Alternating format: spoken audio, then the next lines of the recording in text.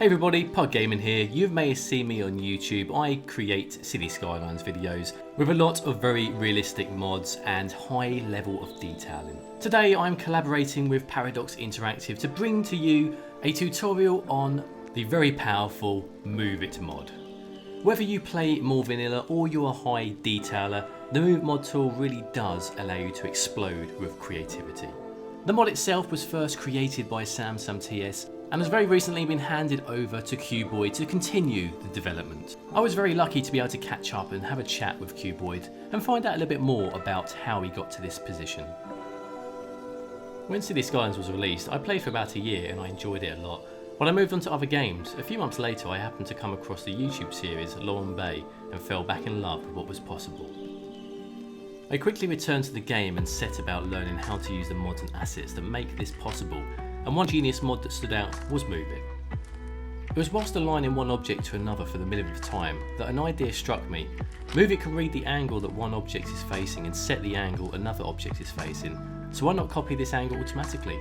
I had written several mods at this point, so you use that experience to write a mod to align objects.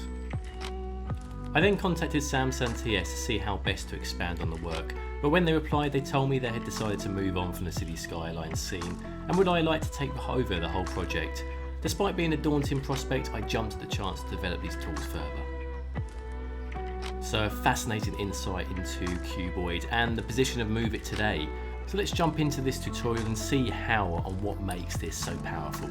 First of all, jump into the workshop and subscribe to Move It and enable it within the game. Once in game, you'll have the icon for Move It, which you can click on and expand in the bottom corner. This first icon is a single select button, so you can just use the mouse and click on individual items one by one.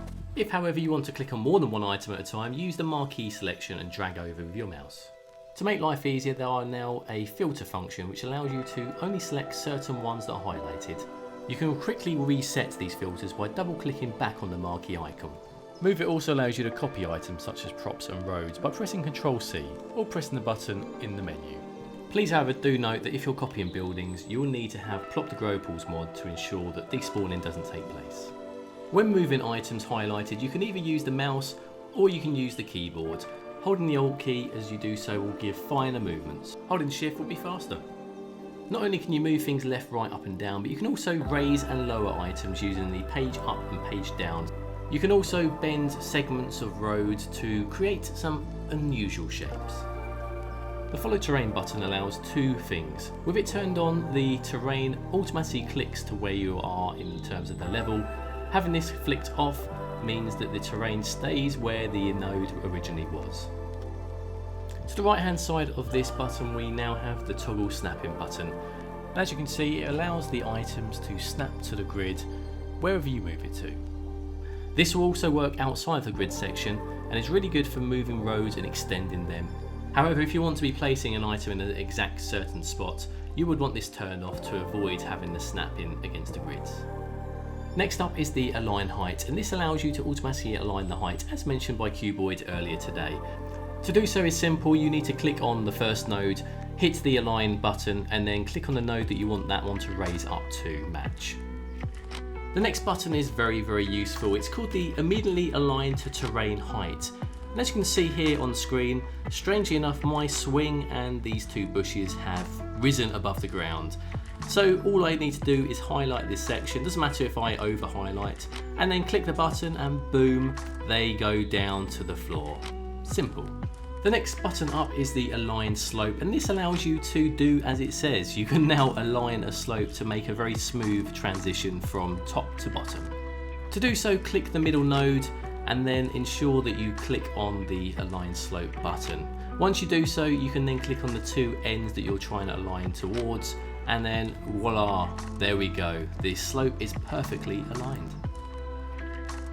Next up we have some very interesting features of this mod. Align in place, rotate selected items is first, and what this does is it matches what you're going to click against. So as you can see here, you highlight the items you want to match up and then click on one that's going to be the primary item which it all matches towards. The next icon up is the Align as Group, rotate around the central point. So as you can see here, we highlighted all these items and then the middle item is the central point which is highlighted by the smaller circle. This allows you now to rotate the icons around that central point, which allows you to be a bit more creative in your placement. And this last button just randomly rotates icons, as you can see on screen. The next feature is exporting and importing, and to kickstart this we are going to highlight the whole of this house including its props, click the export button and rename it as house 2. This now means that we can import this particular highlighted area and import it into the same game or a completely different game. This is certainly a feature that's going to excel in future updates from Quboid, so keep an eye out, it's going to be one that's not to be missed. Finally, once you feel you're adequate enough to remove the tips, you can do so in the main menu by clicking here. So that pretty much sums up all the features in the current Move It, and hopefully you found that of some use to allow you to really get going with your next creation. But before I go, we have an insight on what features to expect on the next update. First up we have the mirror tool, which is pretty much like the reflection of water. It's going to copy what's on the other side of the parallel line. The introduction of a picker filter is going to make life so much easier when you want to pick out just one type of item that you've laid down. For example, here we're using the cubic stone.